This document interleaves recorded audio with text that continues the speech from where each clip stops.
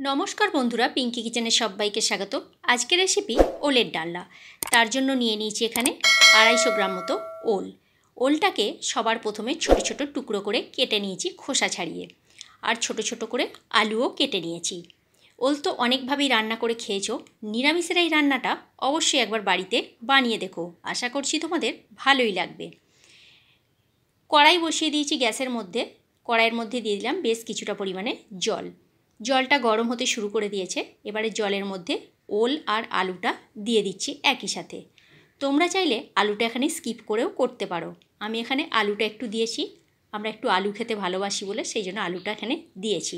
তোমরা চাইলে আলুটা নাও দিতে পারো। ওল আর আলু একই সাথে সিদ্ধ করতে দিলাম। একটা ঢাকনা দিয়ে ঢেকে দিচ্ছি। 10 থেকে 15 মিনিট মতো আমি ওলটাকে সিদ্ধ করেছি। দেখো, ওল খুব ভালোভাবে সিদ্ধ হয়ে গেছে আর আলুটাও সিদ্ধ হয়ে গেছে।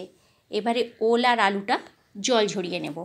তোমরা চাইলে প্রেশার কুকারেও এটাকে সিদ্ধ করে নিতে পারো, কিন্তু প্রেশার কুকারে স্বাদটা আলাদা রকম হয়, কড়াইয়ে করলে বেশি ভালো লাগে।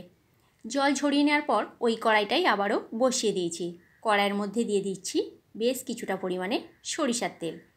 তেলটা খুব ভালোভাবে গরম হয়ে গেছে। তেলের মধ্যে দিয়ে দিচ্ছি গোটা গরম মশলা ফোড়নের জন্য, আর দিয়ে দিলাম একটি শুকনো লঙ্কা,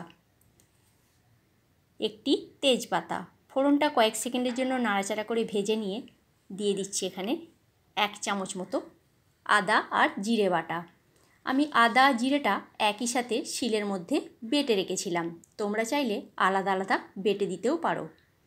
আদা জিরেটা তেলের সাথে খুব ভালো করে ভেজে নিয়ে দিয়ে দিচ্ছি 1/2 চামচ মতো হলুদের গুঁড়ো। সামান্য পরিমাণে একটু জল দিয়ে দিয়েছি।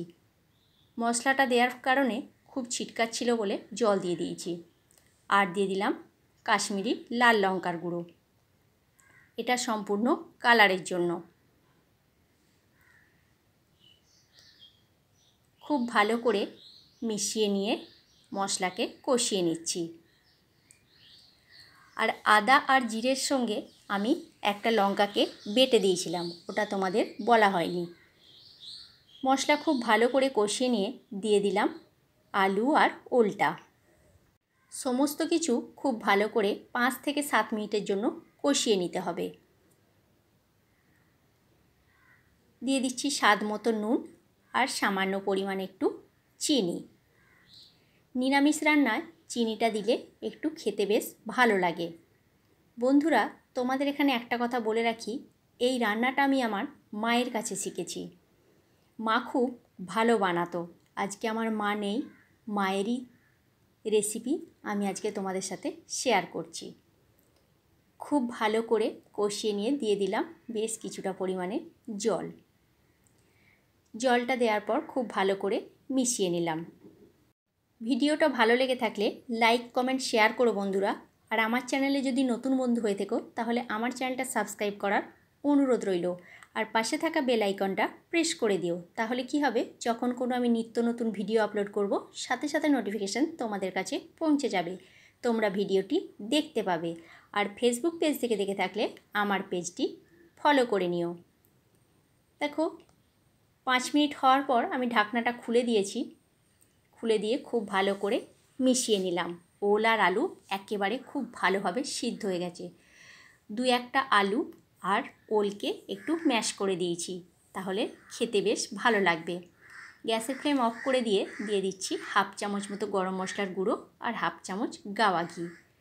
গাওয়া ঘি আর গরম মশলার গুঁড়োটা দিয়ে খুব ভালো করে মিশিয়ে কিছুক্ষণ স্ট্যান্ডিং টাইমে রেখে দেব। তারপরে এটাকে পরিবেশন করব। তাহলে কেমন লাগলো বন্ধুরা তোমাদের এই নিরামিষ ওলের ডালনা রেসিপিটা? অবশ্যই কমেন্ট করে কমেন্ট বক্সে জানিও তোমরা। আর রেসিপিটা ভালো লাগলে অবশ্যই একটা শেয়ার করে দিও। আজকের মতো তাহলে এইখানেই। নেক্সট ভিডিওতে দেখা হচ্ছে তোমাদের সাথে আগামীকাল।